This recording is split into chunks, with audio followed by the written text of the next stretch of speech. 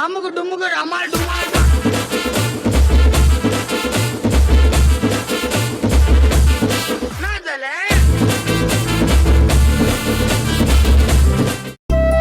திருவிளக்கு பூஜைக்கு குடும்பத்துல இருக்க எல்லாருக்கும் புடவை எடுத்து கொடுக்கறதுக்காக ருத்ராமா கடையில இருந்து புடவையை வர வச்சிருக்காங்க. அக்கா நமக்கும் புது புடவை எடுத்து தருவாங்களாக்கா? அப்புறம் நமக்கு இல்லாமலா? அதெல்லாம் அம்மா பாகுபாடு இல்லாம எல்லாருக்கும் நிறைஞ்ச மனசோட ருத்ராமா புடவை எடுத்து கொடுப்பாங்கன்னா பாத்துக்கியேன்.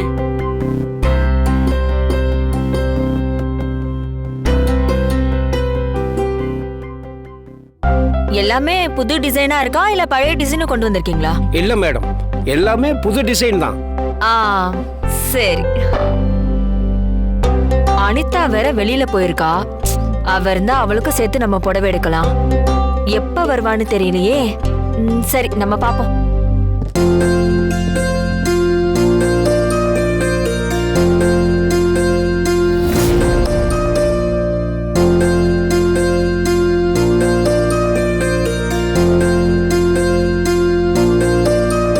இந்த புடவை எனக்கு எப்படி இருக்கு? சாரி நல்லாதாமா இருக்கு. ஆனா இதே கலர்ல உன்கிட்ட நிறைய புடவை இருக்கே. வேற ஏதாவது பாருமா. ஆமால, சரி.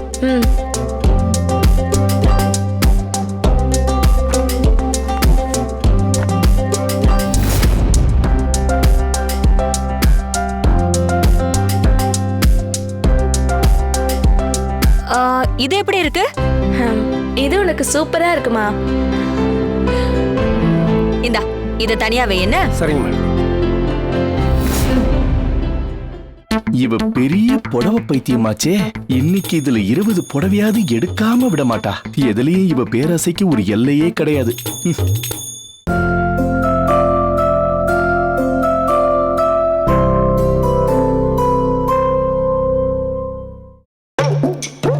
ஏங்க, உங்க தங்கச்சி புடவைக்காரங்களை வர வச்சு புடவை எடுத்துக்கோங்கன்னு சொல்லிருக்காங்க. நீங்க என்னடா முறுக்கு சாப்பிட்டுட்டு அங்கேயே உட்காந்துருக்கீங்க? உன் கூட உட்காந்து என்னைய 2 புடவை எடுத்துக்க சொல்றியா?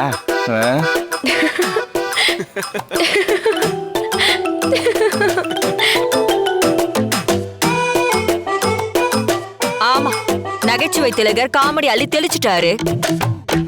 அத கேட்டுட்டு 2 பேரும் கேட்க பிக்கன்னு சிரிக்கிறீங்களாக்கும்.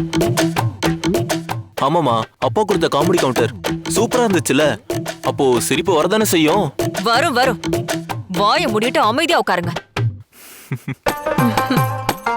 உங்களுக்கு ஒண்ணு புடவை எடுக்கிறதுக்காக நான் கூப்பிடல. என்ன, எது நல்லா இருக்குன்னு செலக்ட் பண்ணதான் கூப்பிட்டேன். எந்திரிச்சு வாங்க. உனக்கு எந்த புடவையுமே நல்லா இல்லையே. என்ன சொன்னீங்க? இல்ல, எல்லா புடவையும் உனக்கு அழகழகா இருக்குன்னு சொன்ன. ஏன் இந்து? எனக்கு தெரிஞ்சு எப்படியும் 800ல இருந்து 900 புடவை இருக்கும்.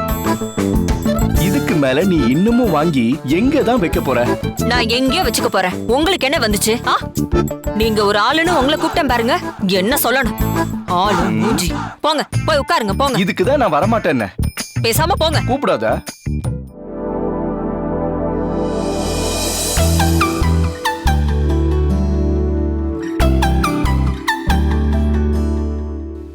என்ன அத்தை, விளக்கு பூஜை பர்ச்சேஸ் வீட்லயே பண்ணிட்டு இருக்கீங்க போல? ஆமா மருமகளே, இந்த நேரத்துல நீ வெளியில போயிட்டியேன்னு நான் உன்னதான் எதிர்பார்த்துட்டு இருந்தேன். கரெக்டான டயத்துக்கு வந்துட்ட. அத்தை உனக்கு விதவிதமா புடவை செலக்ட் பண்ணி கொடுக்கறேன். அத்தை, எனக்கு எதுக்கு புடவை எல்லாம்? நான் அதை ரொம்ப ரேரா தான் கட்டுவேன். எனக்கு அதெல்லாம் வேண்டாம்பா. அப்படியெல்லாம் சொல்லக்கூடாது மருமகளே. கல்யாண வயசுல இருக்கிற பொண்ணுங்களுக்கு புடவை தான் ரொம்ப முக்கியம். நாம என்னதான் மாடர்ன் ட்ரெஸ் போட்டிருந்தாலும் புடவைக்கு இருக்கிற மாதிரி அதே தனிதான். அதனால புடிச்ச புடவைங்கெல்லாம் வேணுங்கிற அளவுக்கு வாங்கி வச்சுக்கோ. நான் உனக்கு எப்படி செலக்ட் பண்ணி கொடுக்கறேன்னு மட்டும் பாரு.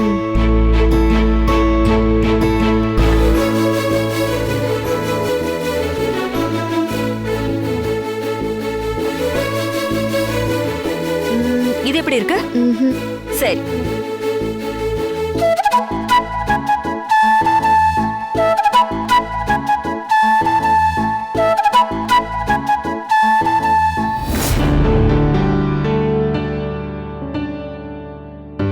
ஐயோ, நல்லா இல்ல. சரி, வேற எடுக்கலாம். இது நல்லா இல்ல. அது வேண்டாம் அத்தை. ஏய், இத பாரு. இது ஓகே. உனக்கு ரொம்ப அழகா இருக்கு. அத்தை. இத தனியா வச்சிடுறேன்.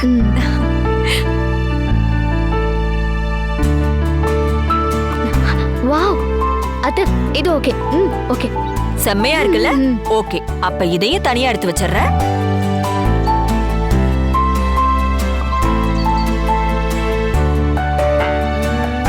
இது நல்லா இல்ல.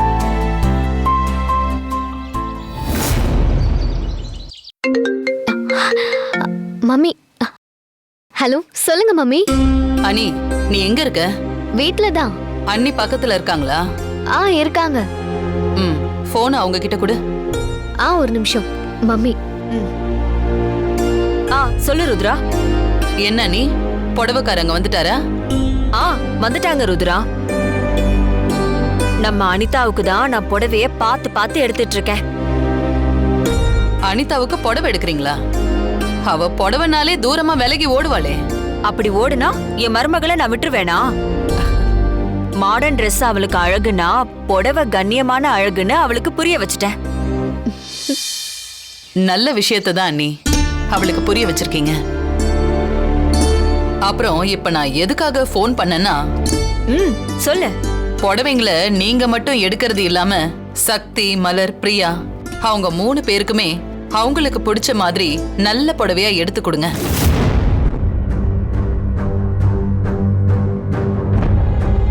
அண்ணி. சரி சரி, கண்டிப்பா அவங்களுக்கு புடவை எடுத்து கொடுக்கறேன்.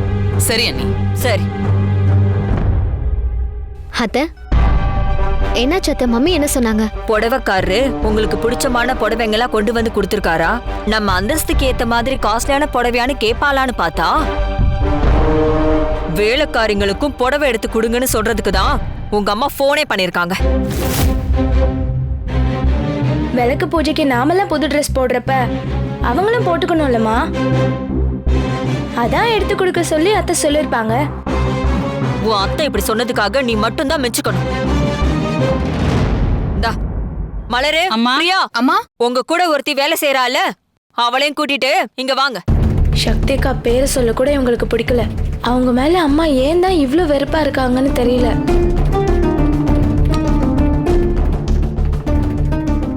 என்ன 2 பேர் மட்டும் வந்திருக்கீங்க? அவ எங்க?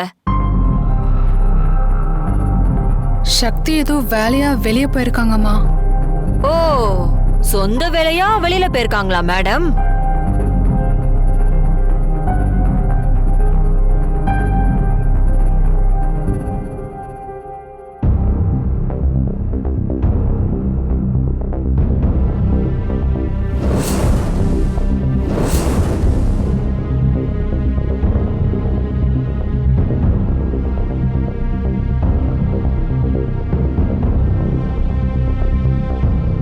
எங்க போயிட்டு வர? ரெஸ்டாரண்ட்டுக்கு போயிட்டு வரேன்னு சொன்னா ஏன் எதுக்குன்னு கேட்பாங்க.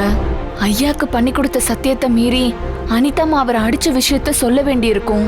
அதனால அதை சொல்லக்கூடாது. உன்னதானமா கேக்குறாங்க, எங்க போயிட்டு வந்தேன்னு சொல்லு. எதுக்கு இப்படி யோசிச்சுக்கிட்டே இருக்க? அது என் போனுக்கு ரீசார்ஜ் பண்ணிட்டு வந்தேங்க ஐயா.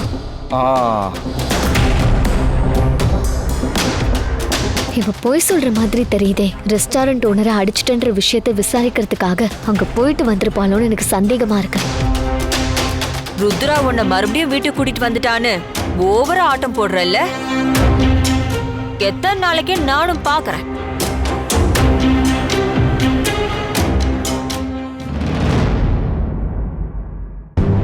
ருத்ரா உங்க 3 பேருக்கும் புடவை எடுத்து கொடுக்க சொல்லியிருக்கா. எது எப்படியோ இந்த மாதிரி பூஜை ஃபங்க்ஷன் ஏற்பாடு நடக்கும் போதெல்லாம் உங்களுக்கும் ஏதாவது கிடைச்சிருது. வாழுங்க வாழுங்க. ஏதாவது சாதாரண புடவை எடுத்துட்டு வந்திருக்கீங்களா? 500 ரூபாய் ரேஞ்சில் காட்டட்டுமா இல்ல 600 ரூபாய் ரேஞ்சில் காட்டட்டுமா? சாச்சா, அவ்வளோ காஸ்ட்லியாலாம் வேணாம். ஒரு 100-200ல காட்டுங்க, அது போதும். சரிங்க மேடம்.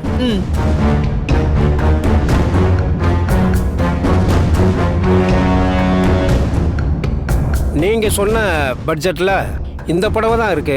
டிசைன் பார்த்து நீங்களே எடுத்துக்கங்க மேடம். ஆமா ஆமா, இதுங்களுக்கு டிசைன் பார்த்து வேற எடுப்பாங்களா? ஒரே கலர்ல 3 புடவைங்க இருக்கிற மாதிரி நீங்களே பார்த்து எடுத்து கொடுங்க.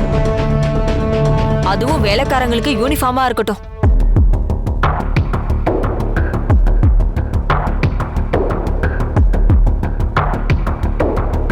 இந்தாங்க மேடம். பிரியா வா. இந்தா இந்தா மலர் புடி.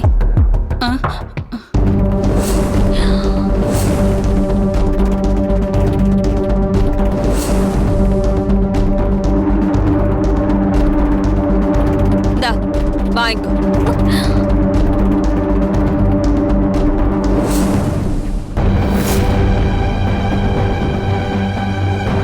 சரி நீங்க கிளம்புங்க.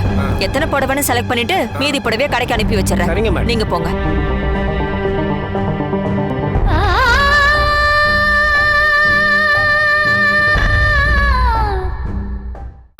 ருத்ரா வந்து கேட்டா இந்துமதி அம்மா தான் எங்க மனசுக்கு பிடிச்ச மாதிரி புடவை எடுத்து கொடுத்தாங்கன்னு சொல்லணும்.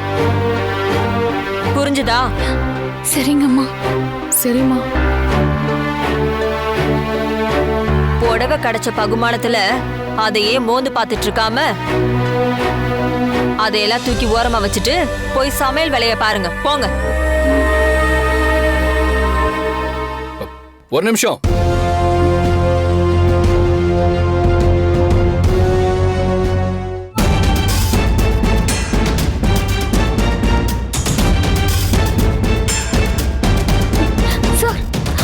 ஏம்மா இவ்வளவு சீப்பா புடவை எடுத்து கொடுத்துட்டு ருத்ராத்த வந்து கேட்டா அவங்களுக்கு பிடிச்ச மாதிரி தான் எடுத்து கொடுத்தேன்னு சொல்ல சொல்றீங்களே, எப்படிம்மா சொல்றதுக்கு மனசு வரும்? நல்ல புடவை எடுத்து கொடுக்க வேண்டியதானே? டேய், வேலைக்காரிங்களுக்கு இந்த புடவையே அதிகம்டா. அதுக்காக நானும் ருத்ராவும் கட்டுற மாதிரி காஸ்ட்லியான புடவையா இவங்களுக்கு எடுத்து கொடுக்க முடியும்? ஏம்மா எடுத்து கொடுத்தா என்னம்மா தப்பு? அவங்களும் நல்ல புடவை கட்டிக்கிட்டுமே. இதான் சிவா அண்ணாங்கிறது. நல்லா பேசுனா. சிவா, நீ எதுக்கு வேலைக்காரங்களுக்கெல்லாம் சப்போர்ட் பண்ணிட்டு இருக்க? இதெல்லாம் லேடிஸ் விஷயம். நீ இதுக்குள்ள எதுக்கு சிவா வர? உனக்கு எவ்வளவு வேலை இருக்கு, போய் அதெல்லாம் பாரு. இது லேடிஸ் விஷயங்கிறதுக்காக இந்த மாதிரிலாம் ட்ரீட் பண்றத என்னால பாத்துட்டு இருக்க முடியாது. அத்தை, சிவா சொன்னதை கேட்டீங்களா? சிவா, நீ புரியாம பேசிட்டு இருக்க. அவங்க அந்தஸ்துக்கு ஏத்த மாதிரி தான் ஒரு பொருள் கிடைக்கணும். அதுதான் முறை. அதுதான் சரியாவும் இருக்கும். 500 ரூபா நோட்டும் 50 ரூபா நோட்டும் எப்போ ஒண்ணு ஆகாது. அதுக்குன்னு ஒரு மதிப்பு இருக்கு. அதை புரிஞ்சுக்காம நீ பாட்டுக்கு பேசிக்கிட்டே போற. 500 ரூபால 50 ரூபா கழிச்சிட்டீங்கன்னா அதோட மதிப்பு 450 ரூபா தான். திரும்பவும் 500 ரூபா ஆகணும்னா அதோட இன்னும் 50 ரூபா சேர்க்கணும். அதே மாதிரி தான் பணக்கார வீட்டில் வேலைக்காரங்களும். அவங்கள இந்த வீட்டில் இருந்து கழிச்சிட்டீங்கன்னா நம்மளால எதுவுமே செய்ய முடியாது. அதை நீங்க புரிஞ்சுக்கோங்க. மா, எல்லாரும் மனுஷங்க தான்மா. எல்லாரையும் சமமா ட்ரீட் பண்ணுங்க. நீ சொல்ற மாதிரி எல்லாம் வேலைக்காரங்களை தூக்கி பிடிச்சா தோல் மேல உட்காந்து நம்ம காதைய நோண்ட ஆரம்பிச்சிருவாங்க. இப்பவே ஒருத்தி அதை தான் பண்ணிட்டு இருக்கா. சிவா, இப்ப நான் என்ன புடவை எடுத்து கொடுத்திருக்கேனோ அதுவே அவங்களுக்கு போதும். விலை அதிகமான புடவை தான் வேணும்னா அவங்க சொந்த காசுலயே எடுத்துக்கட்டும். நீ தேவையில்லாம அவங்களுக்காக வக்காலத்து வாங்காத. என்ன இது எனக்கு சுத்தமா பிடிக்கல.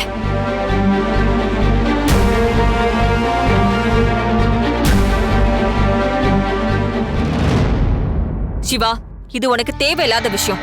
அவ்வளவுதான் சொல்லிட்டேன். டேய் சிவா, நீ என்ன இதுல தலையிடுற? அவங்க ஏதாவது பண்ணிட்டு போட்டோம், நீ போ ரூமுக்கு போ. போன சொல்றேன்ல. என்னப்பா நீங்களும் புரியாம பேசிட்டு இருக்கீங்க? நம்ம வீட்டுல வேலை செய்யறவங்கன்னா இலக்கணமா போச்சா உங்களுக்கு? சிவா, அண்ணி, என்ன பிரச்சனைங்க?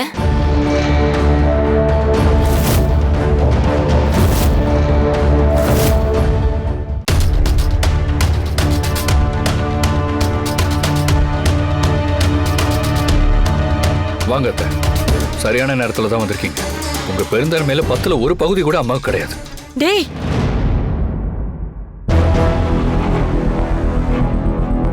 பாருங்க அத்தை, 200 ரூபாய்க்கு எடுத்த எந்த குவாலிட்டியும் இல்லாத புடவையா சக்தி கொடுத்துருக்காங்க.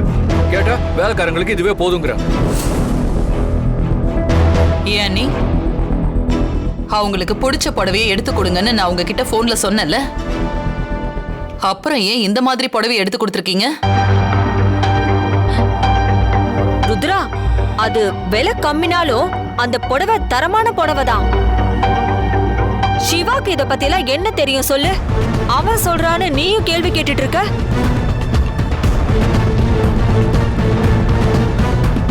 நீங்களே சொல்லுங்க, இது தரமான புடவையா? 2 முறை துவைச்சாலே அந்த புடவை போயிடும் போல இருக்கே. அந்த புடவையை கட்டிக்கிட்டு அவளுங்க மானத்தோட வாழ்ந்தா போதும் ருத்ரா.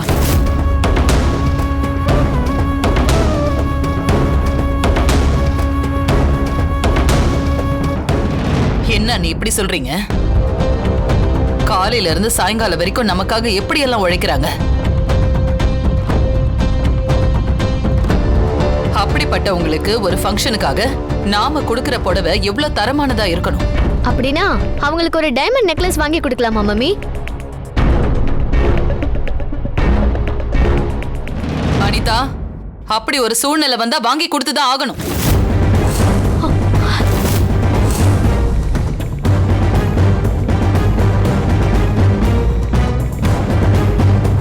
வேலைக்காரங்களுக்கு நீங்க அளவுக்கு அதிகமா மரியாதை கொடுக்கறீங்க மம்மி. அம்மா, எங்களால எந்த பிரச்சனையும் வேண்டாங்கம்மா. இந்துமதி அம்மா எங்களுக்கு எடுத்து கொடுத்த புடவையே போதும். அதுவே எங்களோட தகுதிக்கு அதிகம்தான். இந்த புடவைய நான் உங்களுக்கு வாங்கி கொடுக்கலனாலும் ஏன் வாங்கி கொடுக்கலன்னு நீங்க என்கிட்ட கேட்க போறது இல்ல. ஆனா நல்ல புடவைய வாங்கி கொடுக்கலனா ஏன் மனசாட்சிக்கு உறுத்தலா இருக்காது?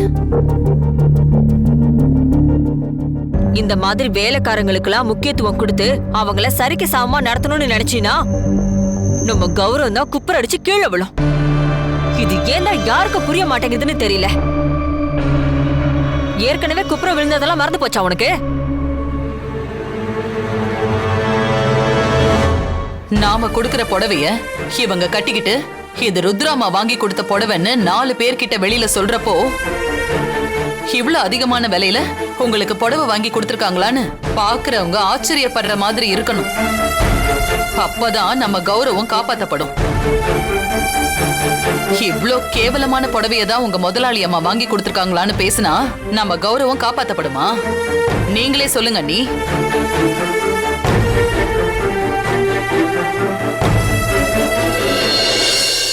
நம்மள நம்பி இருக்கிறவங்களுக்கு நாம எவ்வளவு உயர்வான ஒரு விஷயத்தை செய்யறோமோ அந்த அளவுக்கு நம்ம கௌரவமும் உயரும். அண்ணி, தயவு பண்ணி அதை புரிஞ்சுக்கங்க. சக்தி, இங்க இருக்கிற காஸ்ட்லியான புடவைங்கள்ல உனக்கு என்ன டிசைன் பிடிச்சிருக்கோ அதை நீ பார்த்து எடுத்துக்கோ. அம்மா, இவ்ளோ விலை அதிகமா இருக்கிற புடவைலாம் எனக்கு வேண்டாம்மா. சக்தி, நீ இப்படிதான் சொல்லிட்டு இருப்ப. சிவா, சக்தியை என்ன வற்புறுத்தி புடவை எடுக்க சொன்னாலும் அண்ணி எடுத்து கொடுத்த புடவையை விட இன்னும் மட்டமான புடவையை தான் இவ எடுப்பா. அதனால நீயே பார்த்து ஒரு நல்ல புடவையா எடுத்து அவகிட்ட கொடு. சரிங்க அத்தை.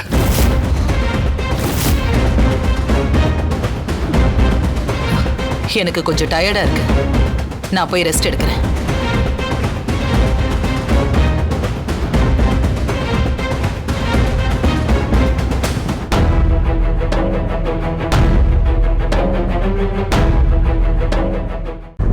அனிதா, உங்க அம்மா என்ன வேலை பண்ணிட்டு போறாங்கன்னு தெரியுமா? நம்ம சிவா உனக்கு தான் புடவை செலக்ட் பண்ணணும். இத உங்க அம்மா சொல்லிருந்தா நம்ம பாராட்டி இருக்கலாம். போய் போய் ஒரு வேலைக்காரிக்கு புடவை செலக்ட் பண்ண சொல்லியிருக்காங்க. எனக்கு வர ஆத்திரத்துக்கு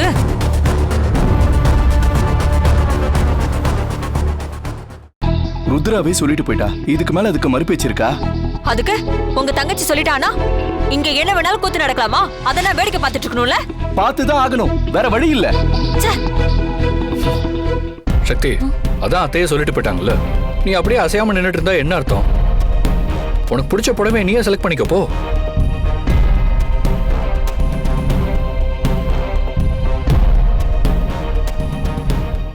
சக்தி, நீ இப்படியே நின்னுட்டு இருந்தா எப்படி? போய் புடவை எடுத்து பாரு, அப்பதானே தெரியும்.